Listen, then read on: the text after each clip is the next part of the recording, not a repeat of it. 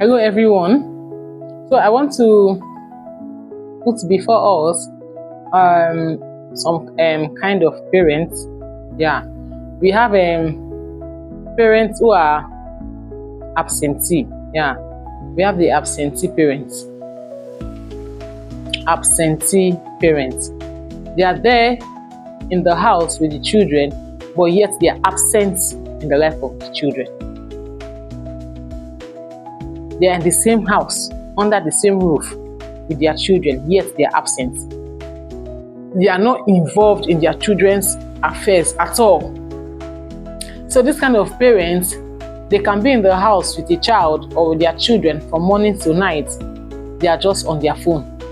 Whether the child eats, whether the child does not eat, whether the child goes to school, you see, what if the child comes back from school, they don't engage their children, but they are in the same house with their children. They are totally absent. They have been cut off, disconnected from their children. So you see, they become like strangers to their children. Such parents are absentee parents. They are not involved at all in their children's well-being, in their children's affairs. They are not. We also have permissive parents. Anything goes. After all, we are in the 21st century, so permissive parents, anything and everything goes. They don't regulate the child's excesses. The child can just wake up one morning and just put up anything he or she wants to put on, and he or she goes, and that's it. And they'll just tell you, after this is 21st century, allow the child to just do anything he or she wants to do. Permissive, we call them permissive parents. So a child can just wake up one morning and just decide to wear only bikini and just move around the estate, and they are fine with it. They don't correct their children. They don't discipline their children. They don't teach their children courtesy. They don't teach their children respect. They don't set boundaries for their children. Everything and anything goes for their children. When their children treats people with disrespect and with disdain, it's fine for them. They see nothing in it. They just say, it's just a child. So they are just, I beg. They call them permissive parents. We have the abusive parents. Abusive. And this abuse could be physical abuse, emotional abuse, psychological abuse, financial abuse, body shaming. This kind of parents, they are abusive. Psychological, emotional, physical. They are everything that comes out from their mouth to their children demoralizes their children. Such parents kills the self-esteem of their children. You see, take for instance a mother or a father or a parent from morning to night. Maybe when school closes and everybody comes back home with report card and all of that. They see the grade of the child. The person will carry first, you get 2 head. And I be no say nothing good can come out of you. Me, I know say na ogodo you be. That ogodo means a dance. I know say na ogodo you be. No need to eat food where you sabi. Nothing where you sabi. Even when they want to wake the child in the morning, maybe to bathe or to prepare the child for school. My friend, wake up, I beg. The only thing where you sabi na to sleep and chop. Na to sleep and chop. Nothing good where you sabi for this life. Those parents are abusive parents. They can kill the morale of their children. They always let their children know that nothing good, they can't do anything good and nothing good can come out from them. Now, this kind of parents also, maybe if a woman or adventure, maybe happens to have a child, maybe before she got married or outside wedlock or something. Yeah. And maybe the child of the father, they're not staying together, and the child of the father is not supportive So you see, they began to lash out their frustration on the child. See you came by mistake. Now mistake, now I even take born you. I know for even born you before. Now mistake, oh, you are letting the child know that this child came to this world by mistake. Meanwhile, no, the child did not ask you to bring him or her to the world. And so you lash out your spousal gap. You lash it out on the child. Your spouse frustration, not supporting you, not giving you money or time or attention for the child. So you pour out the frustration on the child. You never cheer the child up. You don't motivate the child. You don't encourage the child. You're not there for the child. The child, anything the child does is never good for you. Anything that goes around the house, you're always suspecting the child. You don't even ask, but you just conclude that it is the child that did it. So these are abusive parents. Physical abuse, maybe you're always hitting the child head, hitting the child. Hitting the child anywhere your hand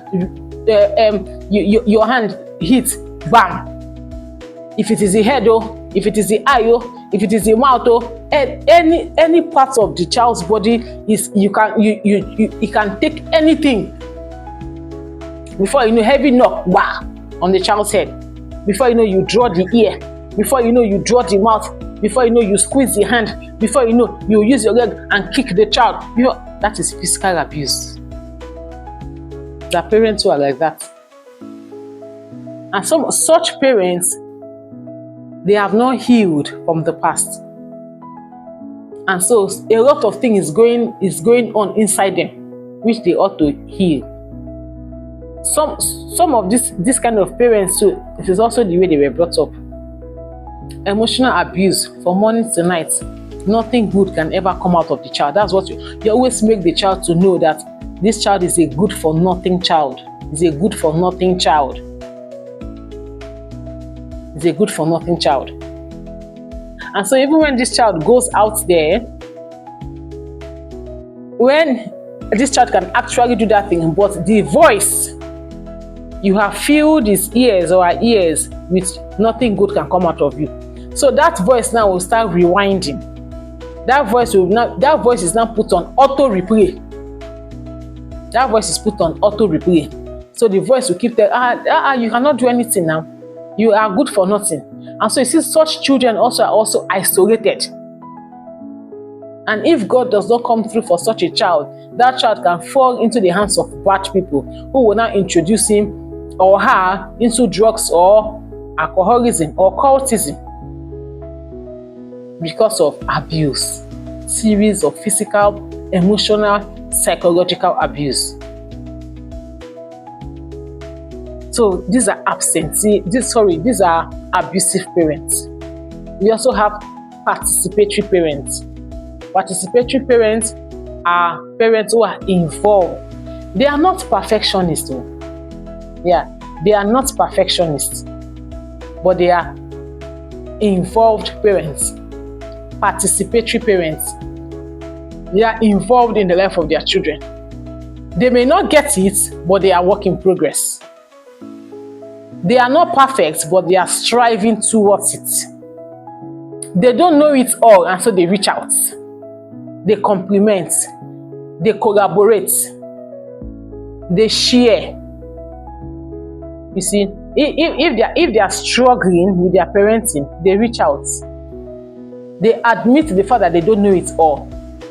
They don't present themselves as perfect people in front of their children. They let their children know the mistakes they made in life and why they should not make the mistakes.